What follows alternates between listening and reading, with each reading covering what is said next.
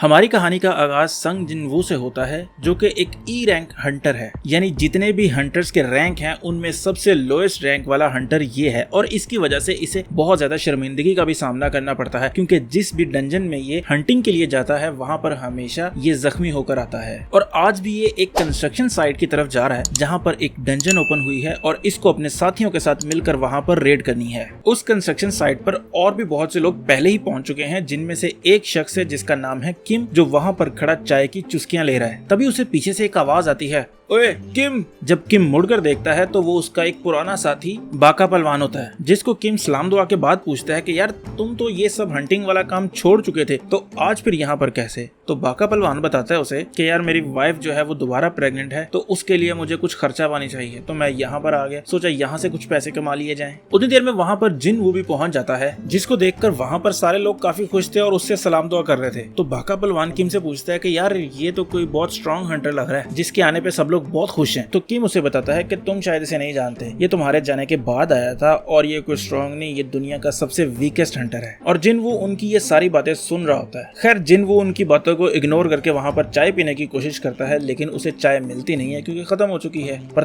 तभी उसे पीछे से एक आवाज आती है कि जिनवू, ये तुमने अपनी शक्ल का क्या बनाया हुआ है? और तब जिनवू को पता चलता है कि उसकी दोस्त जू ही भी इस रेड पर आ रही है, जो कि एक बी रैंक हीलर है। यानी डंजन्स में जो हंटर मॉन्स्टर्स को मारने जाते हैं और कोई जख्मी हो जाता है तो उनके साथ हीलर भी होते हैं जो उनको रिकवर करने में मदद करते हैं। तो जू ही आकर उसकी इस हालत की वजह पूछती है, तो जिनवू उसे बताता है कि वो लास्ट टाइम जिस डंजन में गया था वो एक ई रैंक डंजन थी। तो गिल्ड वाले यानी वो लोग जो इन लोगों को डंजन में भेजते हैं मॉन्स्टर्स को मारने के लिए, उन्होंने सोचा कि यार ये ई रैंक डंजन है, इसमें ज्यादा हैवी मॉन्स्टर नहीं होंगे, तो कोई मसला नहीं है अगर हम हीलर साथ ना भी भेजें। तो उन्होंने उस रेड में कोई हीलर नहीं भेजा, जिसकी वजह से जब ये जख्मी हुआ तो उसके बाद रिकवर ना कर सका। इतनी देर में वहां पर एक शख्स आता है जिसका नाम होता है मिस्टर सॉन्ग, और वो उस पार्टी को लीड करने की ऑफर करता है जो कि रेड के लिए जा रही है, क्योंकि वो काफी एक्सपीरियंस्ड हंटर था और सब लोग उसे जानते भी थे। तो इसलिए सब लोग राजी भी हो गए कि हाँ मिस्टर सॉन्ग, तुम कदम बढ़ाओ, हम तुम्हारे साथ हैं। इसके बाद सब लोग उस डंजन में दाखिल होने के लिए रेडी हो जाते हैं और अंदर जाते हुए मिस्टर किम भरोसे वाला जिनवू को कहता है कि मिस्टर सॉन्ग, इस दफा थोड़ा ख्याल से, कहीं फिर ना जख्मी हो जाना। और जिनवू सोचता है कि मुझे इस डंजन में अपना बेस्ट देना है, और ये सोचते हुए वो लोग डंजन के अंदर चले जाते हैं। इसके बाद जब वो लोग डंजन में जाकर रेड स्टार्ट करते हैं तो कुछ ही देर में जिनवू वहाँ पर जख्मी हो जाता है और जू ही उसको हील करने लगती है। और वो हील करते हुए उससे पूछती है कि वो ये इतना खतरे वाला काम क्यों करता है, कोई तो वजह होगी जिसकी वजह से उसे ये करना पड़ता है। तो जिनवू जू ही को असली बात नहीं बताता और बात को मजाक में डालते हुए कहता है कि मैं तो ये सब फन के लिए करता हूँ, अगर मैं ये सब ना करूँ तो मैं घर में बैठा बोरियत से ही मर जाऊंगा। तो जू ही उसे गुस्से में कहती है कि ये तुम्हारे फन के चक्कर में किसी दिन तुम्हारा ऊपर का टिकट जरूर कट जाएगा। उतनी देर में पीछे वहाँ पर रेड खत्म हो चुकी होती है और मिस्टर सॉन्ग सबको उनके इनामात बांट रहे होते हैं कि जिसने जितना काम किया उसको उतना ज्यादा इनाम मिलेगा, और इनाम में उनको मैजिकल कोर का कुछ पार्ट मिलता है। तो जब जिनवू को उसका हिस्सा मिलता है तो वो उसे देखकर हैरान होता है कि इतनी मेहनत मुशक्कत, इतने जख्म खाने के बाद उसको मिला भी तो सिर्फ ये, यानी वो जिस रैंक का हंटर था उसे उसी हिसाब से इनाम मिला, जो कि बहुत कम था। अभी वो उसी मायूसी में खड़ा था कि पीछे से एक आवाज आती है, अरे सुनो सब, यहाँ पर एक और एंट्रेंस है। तो जब वो लोग जाकर देखते हैं तो वहाँ पर वाकई एक गुफा थी। तो मिस्टर सॉन्ग कहते हैं कि ये तो डबल लेयर डंजन है। तो वो सबको अपने पास इकट्ठा करते हैं और उनसे कहते हैं कि यहाँ पर एक और दरवाजा है, इसका मतलब है कि इस डंजन का असली बॉस इसके अंदर है। नॉर्मली ऐसी सूरत में ऐसा होता है कि हम गिल्ड वालों को इन्फॉर्म करते हैं और वो बैकअप भेजते हैं, लेकिन मुझे ऐसा लग रहा है कि जैसे हमने पिछला काम सारा आसानी से निपटा दिया तो मेरे ख्याल से हम इस बॉस को भी आसानी से खत्म कर देंगे। और वो ये प्रपोजल देता है कि क्योंकि हम 17 लोग हैं तो हम वोट कर लेते हैं, जिस तरफ ज्यादा वोट हुए हम उनका फैसला मान लेंगे। तो 8 लोग कहते हैं कि हम डंजन के अंदर जाना चाहते हैं और 8 लोग कहते हैं कि हम मजीद आगे जाना नहीं चाहते। और बात आके अटक जाती है जिनवू पर, क्योंकि अब उसका वोट डिसाइड करेगा कि ये लोग डंजन के अंदर जाएंगे या नहीं जाएंगे। तब हमें वहाँ पर असली बात पता चलती है कि जिनवू की माँ भी बीमार है और उसने अपनी बहन को आगे मजीद पढ़ाना भी है, जिसके लिए उसे बहुत पैसों की जरूरत है। तो वो हौसला बढ़ाकर डंजन की दूसरी लेयर में दाखिल होने के हक में वोट दे देता है। डंजन की दूसरी लेयर में दाखिल होते हुए जिनवू जू ही से माफी मांगने की कोशिश करता है। तो वो पूछती है कि तुम माफी क्यों मांग रहे हो? तो जिनवू कहता है कि तुमने दूसरी लेयर के अंदर जाने के खिलाफ वोट किया था, लेकिन मेरे वोट की वजह से तुम्हें भी जाना पड़ रहा है। तो पहले तो जू ही अपने गुस्से को कंट्रोल करने की कोशिश करती है, लेकिन फिर अचानक से उस पर आग बगोला हो जाती है और कहती है कि तुम पागल तो नहीं हो गए, अभी तुम पहली लेयर में मरने वाले थे और अब तुमने दूसरी लेयर में जाने का भी फैसला कर लिया। लेकिन फिर वो अपने आप को संभालती है और कहती है कि अगर तुम अपनी इस गलती का अजाला करना चाहते हो तो यहाँ से फारिग होने के बाद क्यों ना तुम मुझे डिनर पर लेके जाओ, जिस पर जिन वो भी एग्री हो जाता है। उन लोगों के तकरीबन 40 मिनट चलने के बाद वो एक दरवाजे के पास पहुंचते हैं जो कि बहुत ही आलीशान किस्म का दरवाजा था। मिस्टर सॉन्ग आगे बढ़कर वो दरवाजा खोलने की कोशिश करते हैं और वो दरवाजा बड़ी ही आसानी से खुल जाता है। दरवाजा खुलने पर उन्हें सामने मशल चलती हुई दिखाई देती है और एक बहुत बड़े हॉल में बहुत से स्टैचूज लगे हुए दिखाई देते हैं। जिन वो वहाँ पर नोटिस करता है कि हर स्टैचू ने कुछ न कुछ पकड़ा हुआ है, कुछ ने वेपन्स पकड़े हुए हैं और कुछ ने मौसीकी के आलात। उस बड़े हॉल में कुछ देर घूमने के बाद वो एक ऐसे स्टैचू के पास पहुंचते हैं जिसके हाथ में एक बहुत बड़ी तख्ती थी जिस पर 3 अहकामात लिखे हुए थे।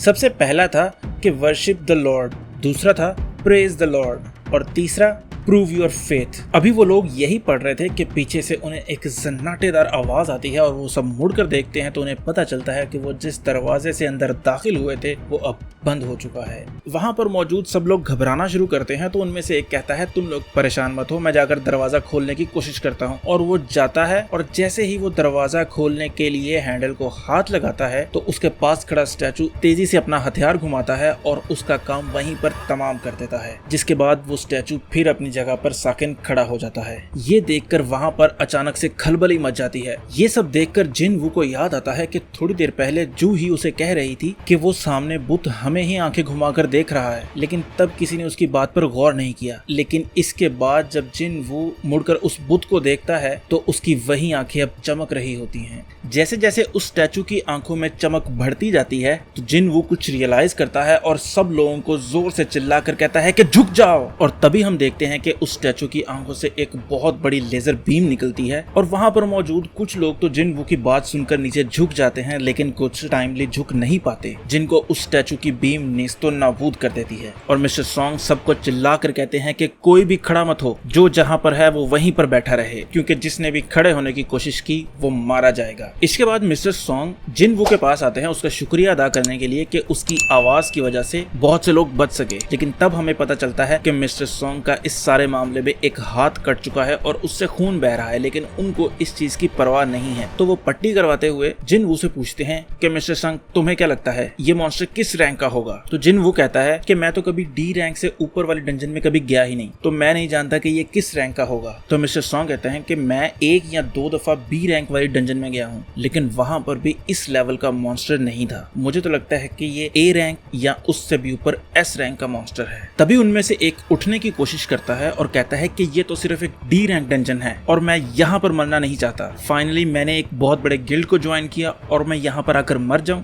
मैं ऐसा नहीं होने दूंगा। मुझे अपनी स्पीड पर भरोसा है और मुझे पूरी उम्मीद है कि मैं इतनी तेजी से भाग कर जाऊंगा कि ये लोग मेरा कुछ नहीं बिगाड़ सकेंगे। और वो तैयारी पकड़ता है और भागता है, लेकिन इससे पहले कि वो दरवाजे की तरफ पहुंचे उस बड़े स्टैचू की आंखों से फिर बीम निकलती है और उसको भी नेस्तो नाबूद कर देती है। जिन वो ये देखकर मिस्टर सॉन्ग से कहता है कि ये लोग तो हमें इस डंजन में कहीं पर भी मार सकते हैं, हम इनसे मुकाबला कैसे करेंगे? और वो सोचता है कि दरवाजे के पास खड़ा स्टैचू तब हरकत में आता है जब कोई दरवाजे के पास पहुंचता है, और वो बड़ा स्टैचू तब हरकत में आता है जब कोई हिलने की कोशिश करता है। फिर उसके दिमाग की बत्ती जलती है और कहता है कि ये लोग तो पैटर्न में काम कर रहे हैं। और वो मुड़कर उस स्टैचू की तरफ देखता है जिसके ऊपर वो अहकामात लिखे थे, जिनमें praise the Lord, worship the Lord वगैरह थे। तो उसके जहन में एक प्लान आता है और वो खड़े होते हुए मिस्टर सॉन्ग को कहता है, सर इस डंजन के कुछ रूल्स हैं। और मिस्टर सॉन्ग घबराते हुए कहते हैं कि अरे ये तुम क्या कर रहे हो? तो जिन वो कहता है कि ये स्टैचू किसी पर तब हमला नहीं करता जब वो भागता है, बल्कि ये तब हमला करता है कि जब कोई हंटर एक लिमिटेड हाइट से